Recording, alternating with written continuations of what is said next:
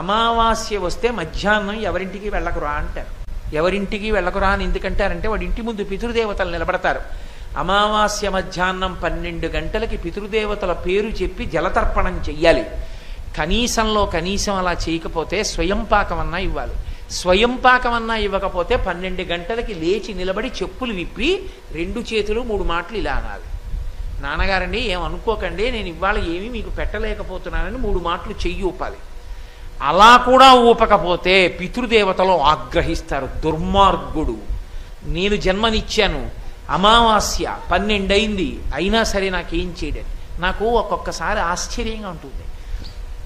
నేను చెప్పిన మాటల్ని ఎంత గట్టిగా పట్టుకుంటుంటారంటే కొంతమంది, మా మోహన్ రావు గారు అమావాస్య వస్తే ఏ బ్రాహ్మణ కుటుంబం కన్నా నిష్ఠగా చేస్తారు పితృదేవత. 12 అయ్యే వరకు ఉండి బ్రాహ్మణుల్ని తీసుకొచ్చి స్వయం పాకం ఇచ్చి అప్పుడు భోజనం చేస్తాడు ఆయన.